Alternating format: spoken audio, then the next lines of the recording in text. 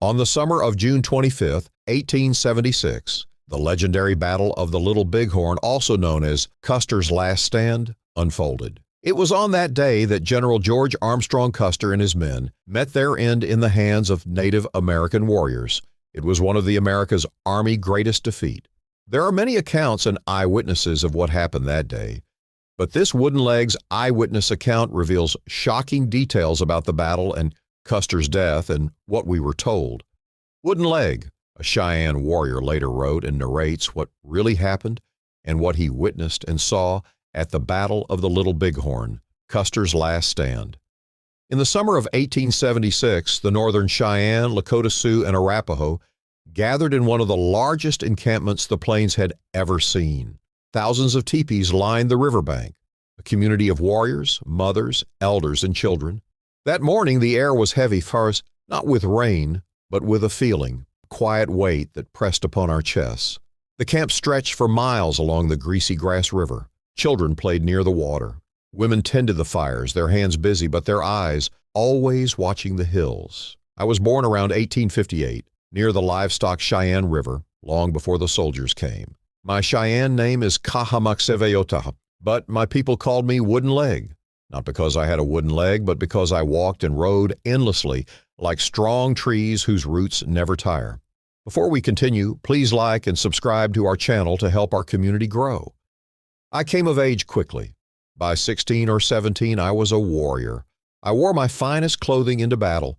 Our belief was that if the Great Spirit called us home, we should look our best. I remembered the hunts, the war parties against Crow, Pawnee, Shoshone. I learned the meaning of our warrior societies, elk, fox, crazy dogs, and how each tribe notched arrows differently as silent markers of honor and deed. I was just a young man then, barely 23 winters, a warrior, eager to do what my elders expected, protect our families, defend our way of life. I had seen skirmishes before, small fights with soldiers, but this felt different. We were many, yes, but the soldiers were restless this summer.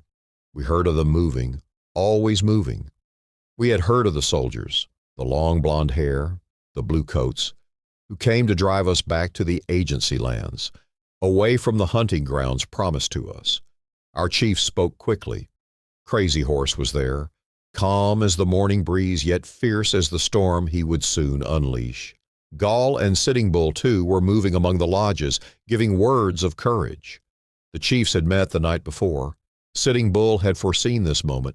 He had spoken of a vision, they said.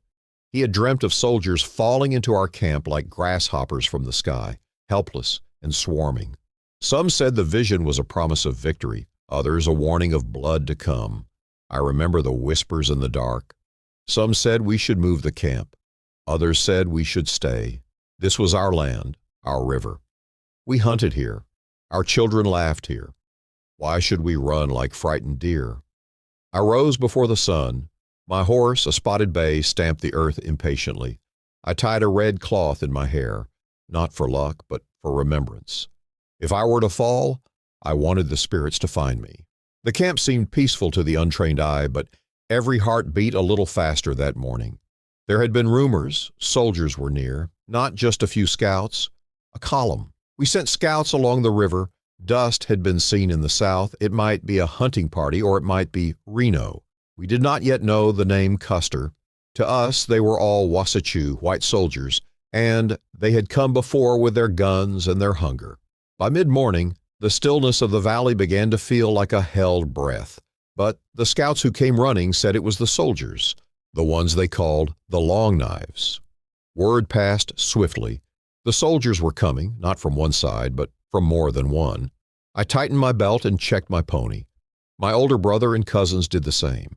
The village stirred like a disturbed anthill, women calling for their children, young men grabbing bows, rifles, and lances. We did not expect the soldiers to strike so soon, but their coming was no surprise. We had been warned for many days. The women moved the little ones to the far end of the camp. Old men sharpened their knives, not for the hunt, but for something darker. I cannot say I felt fear. It was something else, a trembling deep inside, like the earth before a storm. We were many, we were strong, but I had seen how quickly strength can scatter when bullets cut the air. The little Bighorn Valley held its breath that day, wrapped in the sound of beating hearts and distant hoofbeats, yet unseen. As the sun climbed higher, casting long, shimmering waves across the dry hills, we pushed further along the ridges, each warrior knowing exactly where he belonged. From the slopes above the river, I could see Reno's men retreating, their lines broken like a shattered spear. Their first charge had been bold but foolish, too few and too rushed. We pressed from all sides, arrows whistling, rifles cracking, horses screaming in panic as the soldiers scrambled for cover among the trees by the water. Our leaders called out in Lakota and Cheyenne, their voices carrying commands like the eagle's cry. I joined a band of riders who swung north to close the gap along the bluffs, cutting off any path of retreat. From here, we could see the dust rising from the east. Benteen's column was drawing near, cautious but determined, unaware that Custer's fate was already sealed in the valley below. When Benteen's soldiers reached Reno, their faces were pale with exhaustion and fear. They had heard the volleys and seen the chaos from afar. They did not rush into the valley but formed a tight circle atop the high ground, their wagons and wounded in the center. We watched them through the heat haze, our horses stamping with impatience. For a moment the fighting eased. The thunder of guns lessened, replaced by the distant cries of women, gathering their children and the low hum of warriors consulting with one another. Some wanted to storm the high ground immediately, to crush Reno and Benteen before they could fortify. Others, like me, waited for word of Custer. We could sense the larger storm brewing to the north, where his men were now fully cut off. By late afternoon, the circle was complete. Our people, Lakota, Northern Cheyenne, Arapaho, moved like a great serpent, coiling around the soldiers' hilltop camp. We struck in waves, arrows arcing high, bullets skipping across the dust. Reno and Benteen fought like cornered wolves, their men digging shallow pits and stacking saddles as barricades. Smoke from their rifles hung heavy in the air. I remember riding with my uncle that day, circling close to their lines.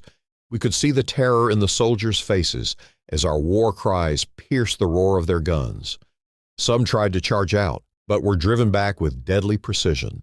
The sun dipped low, painting the bluffs in gold and blood red. That night, we kept our fires low and our watch steady, knowing the white soldiers were trapped, their spirits broken. As the sun set on that bloody day, the valley was cloaked in a heavy stillness, broken only by the cries of the wounded and the soft, mournful chants of our women. I sat with my back to a fallen tree, my rifle resting across my knees, the metallic scent of blood mingling with the sweet grass. The air was thick with the weight of the dead, our own and the enemy's. But we knew the battle was not yet done. That night, we circled Reno and Benteen's position. They were huddled on the bluffs, frightened and weary, their horses tethered close, their camp a ring of desperation. The moon hid behind drifting clouds, and we used the darkness to our advantage. Our warriors crawled low through the grass like wolves stalking prey. Some of us whispered to one another, others murmured quiet prayers to the spirits. Shots rang out sporadically. We would rise, fire, and vanish again. The soldiers fired wildly into the night, their flashes revealing trembling hands and tired faces. The women behind our lines wailed for their fallen husbands and brothers, their voices carrying across the river like a lament. I could see the whites of the soldiers' eyes in the moonlight, haunted, fearful, as though they sensed the spirits closing in. Through the long hours we kept them awake, firing from all directions. Our chief said, "Do not let them rest. Let the night break them." I remember crawling closer with my cousin Two Eagles. We fired into their barricade, then rolled into the grass before their bullets could find us. The smell of gunpowder and trampled earth filled my nose. By dawn, their camp was a place of misery. Horses lay dead or wounded, men slumped with hollow eyes, clutching their rifles like children clutching sticks. Some tried to drink from their canteens, but found only dust and fear. That morning, the fighting grew fierce again. We rode in wide arcs, firing, then retreating, drawing their attention from one side to the other. It was then that the word spread among us like fire on dry grass. Custer had been sighted, cut off, surrounded, his men in desperate straits. I turned my pony and followed the trail toward the smoke and thunder of that other fight. My heart pounded as the wind carried the smell of death and the sharp sound of repeating rifles. When I crested a low ridge, I saw them, Custer's command scattered among the hills and ravines, their flags drooping like dying birds. Our warriors swarmed them from all sides, the circle tightening like the coils of a serpent. They tried to form lines, then broke, then rallied again, but they were too few, too divided. Their horses screamed as arrows found their flanks. Men fell clutching their throats, their chests, their bellies. The grass drank deeply that day. The Lakota under Gall pressed them from the west. Crazy Horse came fast from the south. Our Cheyenne warriors rode in from the north and east. We did not wait for any man's order. The field was alive with our riders. There was a place, a little hollow, where a group of soldiers made a strong stand. They fought well. Their captain, a man with a dark beard, shouted to them to keep low, to fire steady. They shot many arrows from the ground. We circled them again and again. I fired 3 times at a man who stood to reload. The third ball brought him down. I do not know his name. Many of them we did not know. They were only blue coats in the dust. The golden-tinted blonde-haired soldiers dismounted upon the ridges, forming their lines. They thought to surprise us, to strike the lodges, to take women and children as shields perhaps, but our scouts had seen them. Our riders, like arrows loosed from a bow, swept out to meet them. We did not wait for them to come to us. We went to them. The first soldiers who came across the river were driven back. They ran, some falling as they went. We chased them a little, but our leaders shouted, "Do not follow far, there are more coming." Then we heard shouting from the north. Dust clouds there too. That was when we realized we were being attacked from 2 sides. It was like 2 snakes trying to crawl into a lodge from opposite ends. But our people were many and their snakes were few. We regrouped. Cheyenne, Lakota, and some Arapaho joined forces. We decided to face the soldiers who came from the north, the ones who rode with the long blonde-haired leader. I remember seeing Crazy Horse ride by, shouting for warriors to follow him. His hair flew behind him, and his horse leapt like a deer. Everyone respected him, and many followed. I checked my ammunition. Only a few cartridges left. I still had my bow and arrows, but I knew this battle would be fought with guns. As we rode north to meet them, the sun was high, the river shining like a silver snake. I thought of my mother and sisters. Were they safe now? I hoped so. I was not fighting for glory. I was fighting because my home was behind me and my people were there. If I died, I wanted to die facing the enemy, not running away. The sound of gunfire grew louder. We saw their horses now, so many of them lined up on the ridges, their riders shooting down at us. We spread out, riding low, using the hills for cover. Our bullets and arrows answered theirs. Horses screamed, men shouted. The earth trembled with the sound of hooves. That was the moment I realized. This would not be a small fight. This was a battle for our lives, for our way of living. And I would see things that day I would never forget. I gripped my weapon tighter as the battle reached its highest fury. The cries of men, the screaming of horses, and the constant crack of rifles filled the air like thunder that never ended. Dust choked our throats, smoke burned our eyes, and the sun stood high, showing no mercy to either side. I saw soldiers falling in groups, their blue coats dark with blood. Some lay clutching their bellies, others with their hands over their faces as if trying to push death away. Many of them fired wildly, no longer aiming, only trying to keep us back. But we, the Cheyenne and Lakota, came from every side, circling them, tightening the ring with each charge. Our leaders kept telling us to keep firing, to keep riding around them, never to give them rest. We were like a great circle that grew smaller and smaller. There was a moment when I thought the soldiers might break away and run, but they did not. Instead, they gathered on a ridge, trying to hold that high ground. Their horses had mostly been shot down. I remember seeing them shoot their own animals, using the bodies for cover, their rifles poking over the dead horses' backs. They lay behind their dead horses. We knew then they would not leave. They meant to fight until they could fight no more. The sound of our bullets striking their position was like a storm beating upon a dry hill. Dust leapt from the ground. Pieces of horseflesh and broken rifles littered the ridge. Still, they fired back at us, and each shot sent one of our brothers falling. The air was heavy with the smell of blood and black powder. The ridge became a place of death. One soldier tried to escape, running down the slope, but he was cut down by arrows before he reached the river. Others tried to mount horses that were too wounded to carry them. Some fell without a sound, their rifles still loaded. It was then I saw a group of officers standing together, one with long yellow hair, his face pale, but determined. He did not run. He kept fighting, turning this way and that, but they were too few. Our bullets came from everywhere. I did not know his name at that moment, but later they told me. This was the man called long, golden-tinted blonde hair, the one you call George Armstrong Custer. The fighting grew desperate. Custer and his remaining soldiers clustered together, forming a tight ring of fire. Their horses had been shot down and lay as barricades, their ammunition belts nearly empty. We, the Cheyenne and our Lakota brothers, swarmed around them like a tightening noose. Bullets flew from every direction. Our warriors rode past, fired, then darted away, only to return again. He stood beside other soldiers, pointing and shouting. His men looked to him, but I could see in their faces the fear that they would not leave that hill alive. We circled closer, firing, shouting war cries. The Sioux and Cheyenne women in the distance raised their voices, some urging us on, some picking up fallen soldiers' guns to fire too. We pressed harder now, knowing victory was in our hands. The circle tightened until there was no space left. Our bullets tore through the last line of soldiers. Some of us rode close enough to strike with clubs, with hatchets, with our bare hands. The screams turned to groans, and then the groans faded. I could see Custer now, his golden hair not so bright under the sun, his face grim and desperate. He shouted orders, waving his pistol. He tried to rally his men, but their faces were pale, their hands shook, their shots were wild. Many had thrown away their guns and were clutching each other in fear. Then, suddenly, it was over. A bullet struck Custer, some say in the chest, some say in the temple. He fell without a sound. The man who had boasted of conquering us lay silent, his eyes staring at the sky.